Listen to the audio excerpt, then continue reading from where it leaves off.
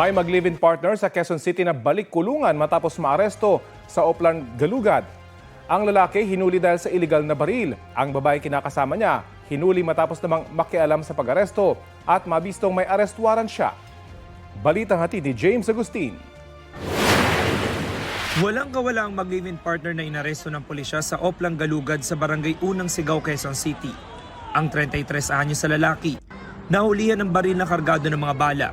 Ayon sa pulisya, nakatanggap sila ng tip na may armadong lalaki sa lugar, kaya agad nila itong pinuntahan. Kasama yung mga operatiba natin pumasok sa Eskinita, nasalubong natin to isang lalaki.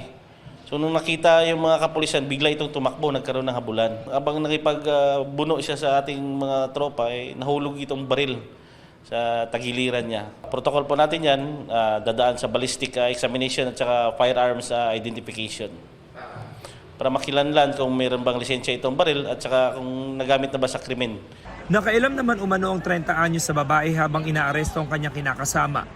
Doon nadiskubre na mayroong arrest warrant ang babae para sa kasong paglabag sa Comprehensive Dangerous Drugs Act na inisyu ng korte sa Quezon City. Kinuna natin to ng identification, doon nalaman natin na meron pala itong standing warrant of arrest simula ng April 2022. So almost 4 years na itong nagtatago.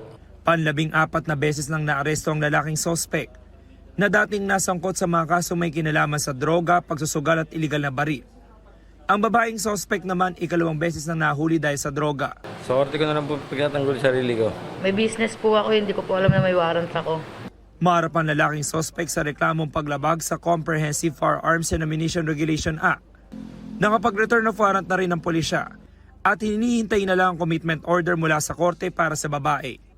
James Agustin, nagbabalita para sa GMA Integrated News.